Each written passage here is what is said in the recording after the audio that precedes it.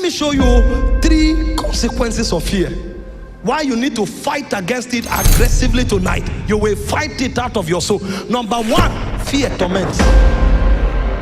Fear brings torment that follows them, some even to their dreams.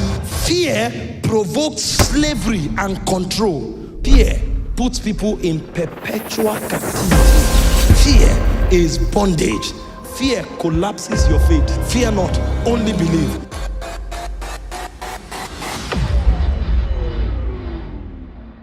Let me show you 3 consequences of fear. Why you need to fight against it aggressively tonight. You will fight it out of your soul. Number 1, fear torments. Fear brings torment. 1 John 4:18. It says fear brings torment. And so there are many people with great potentials, but they are being tormented. It said, therefore, it said there is no fear in love. It said perfect love casted out fear, because fear involves torment. So when you find people who are fearful, they are being tormented on a daily basis. The moment they think of anything, they start being tormented.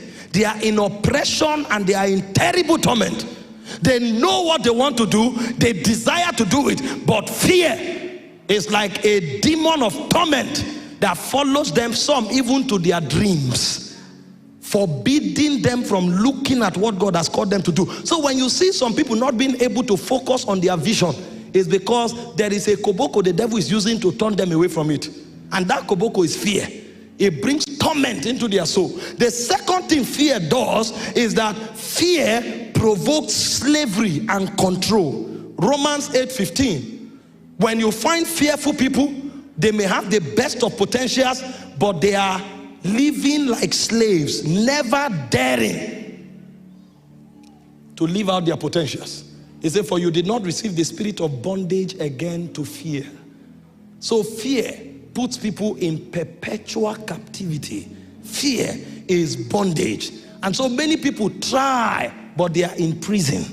Fear has emasculated them. Fear has put them in prison, and there's nothing they can do. So after a while, they end up in a state of helplessness and hopelessness, and they give up completely. That's where they lose their vision. And finally, fear collapses your faith.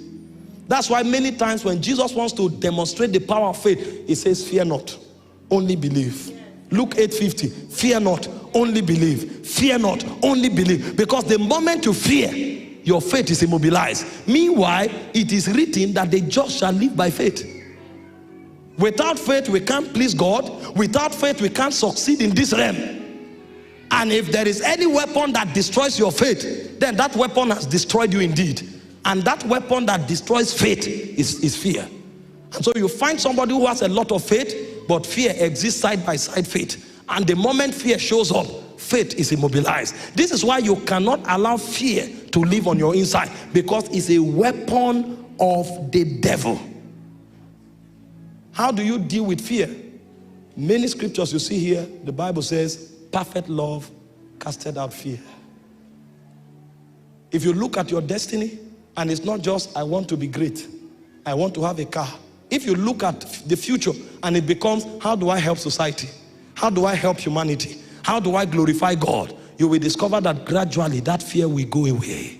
And so as we teach on how to destroy fear and also teach on how to focus on vision, you are going to see that most of the activities that will be prescribed will be selfless activities, activities oriented towards love. Because if you don't know how to walk in love, you cannot deal with your fear.